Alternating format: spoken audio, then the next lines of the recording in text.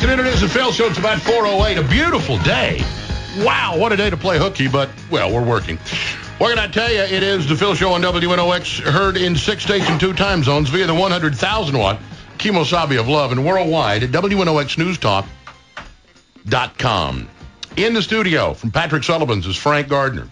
From Knoxville Paranormal, Adrian DiTomasi. And Scott Haven. That's right. All right, I got everybody's name right. You got it. Now, well, first of all, Patrick Sullivan's hats off. You guys have been in the old city. You've been a mainstay there for years. That's right. We been in business in this era since 1988. But of course, Patrick Sullivan's was built in 1888, and it was kind of the cornerstone building of what used to be the center of Knoxville, which was the Jackson Central across the street there. Now, wasn't it Kid Curry that jumped out the window or something? There's some great history about the building. Well, there is a great history about the building, but in all honesty, I think the Kid Curry thing is kind of an entire old city situation. That was more or less kind of a chase from a place called Ike's Pool Room up on Commerce down around the corner of Jackson and Central. There was a shootout between Kid Curry and the local constables, one of which his name I think was Dinwiddie. I don't know whether it's any relation to the other Dinwiddies here, but it probably was. They went the other way. They got in the different kind of spirits than we're talking about That's today. Exactly right. Well, Kid Curry, he was not as famous as Butch Cassidy and Sundance Kid, but history buffs say that actually he was the gun player in the bunch. He was the one that did all the shooting, and the other guys got all the publicity, And he had family from down around Nashville, and he was on the run from the law and ended up in Knoxville, and ended up, of course, going to the fine establishments in the old city area, which was not the old city then. They called it the Bowery, I think, back in those days. Right. And it was Patrick Sullivan's at that point a bar and a brothel. Well, it wasn't a brothel. Okay, no, I was mistaken. It was actually just a saloon. Okay. And there were upstairs rooms that were living quarters for the. I think originally the Sullivan family had anticipated they might live upstairs, but they became pretty prosperous for some reason or another. The flow of alcohol seems to put money in people's pockets, so they were able to have a pretty good lifestyle. But I don't really know who lived upstairs during that era, but there were 4 rooms, all of which had fireplaces. There was a central hall that ran down one side of the building, and who knows what took place up there. Now, how much of that is still left up there? It's all there. Everything? Yes, we tore out the interior walls to make one large room for a banquet facility and a room for entertainment. But basically, the walls are all the outside structural walls are still there. The ceiling's still there. The original flooring's still in there. And, of course, other various decorative accoutrements are there. Mm-hmm. So it's about as original as it can be for something that's been brought up to somewhat modern standards. All right.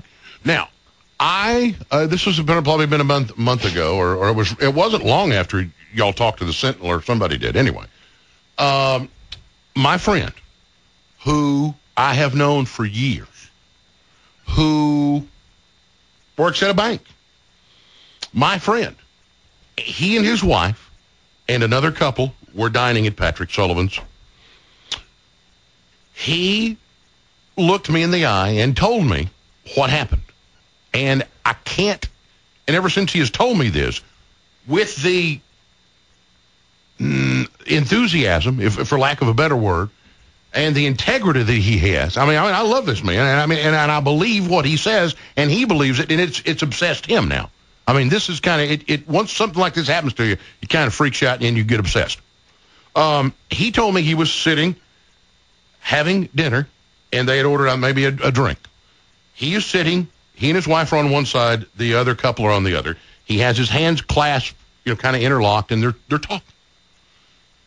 And he says his drink, just for some reason, flew off the table. Funny you mentioned that. Something like that happened while we were there, too. Mm-hmm. Okay, all right. Now, and he told me that the bartender there, or maybe he talked to you, I don't know who he talked to, but he says they told him in great detail that this is not uncommon at Patrick Sullivan's. Talk a little bit about that. Well, I'll be honest with you. I've always been pretty much a skeptic about this sort of thing, the paranormal or whatever. But in all honesty, things like that do happen. The latest thing is kind of mundane, but it's an ice scoop incident we have. In the back part of the building, we have ice machines, and We have an ice scoop. Obviously, you have to have a separate ice scoop for getting your ice out and putting your ice to the different ice wells throughout the building. This ice scoop keeps moving around, and everybody says, "Oh, somebody's just messing with you here. Somebody's just messing with you there." But literally, I have taken that ice scoop and put it on top of an ice machine at 2 o'clock in the morning, and at 8 o'clock in the morning when you come back in, it's 15 feet away. Why? I don't know, and it's almost funny. Because now you go looking at where is the ice scoop, But the incident you're talking about with the drink has happened numerous times, and it's happened in different parts of the restaurant, not just one specific table or whatever. It's happened at the bar. I've had people sit in the bar, and they turn around, and their drink's turned over, and they think that, the bartender's come by and knocked it over. "Oh, you knocked over my drink." No, nothing like that happened. And then we laugh, I say we, whoever's the attendant or server says, it's probably the ghost, and just walks on off and cleans up the mess or whatever and gets another drink, but that's happened. Well, and I guess this has probably cost you more than a few drinks. Well, it's cost a few, but, actually the bit of publicity that's garnered, I guess, is worth it. But the main thing is just the phenomena of it, and then just the absolute shock that comes from the patron when this happens to them or when they see it, Well, and this particular gentleman that I know, this is a God-fearing Christian. He's just, backbone pillar of the community. He's convinced that something or someone or some entity took this, and ever since then he's been asking everybody he knows, "Do you believe in spirits? Do you believe in God?" And he's gathered a bunch of stories. He's even talked to a man, another well-respected member of the community. He says, "Yeah, for almost a year I kept seeing my grandmother go from her bedroom to the kitchen. I'd see her, and then because she used to visit him. And then after a while, she's not there anymore." But he said it shocked him at first, and then he kind of got used to it. He'd just see her walking, but she'd walk into the kitchen, and she wasn't there. So anyway, now, Adrian and Scott, you said this happened to you not long ago, the drink flying? It happened on the investigation. When you did the investigation? Yes.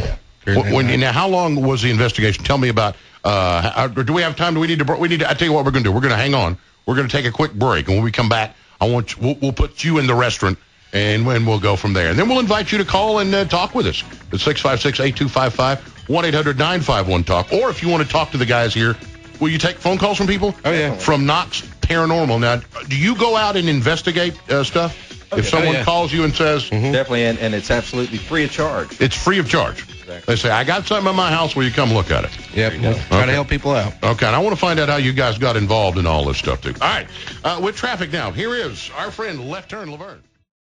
Sweet little lovemaker. Back into it. Thank you so much for being here. Patrick Sullivan's owner is here. Two gentlemen from Knox Paranormal are here. We're in the studio with Frank, Adrian, and Scott. Almost called you Scotty because Scotty Mayfield's coming later. When we left off, Frank had told the story about the history, a little bit of Patrick Sullivan. And Knox Paranormal did a story about it that was in the Sentinel, and it was even on knoxnews.com. It may still be there.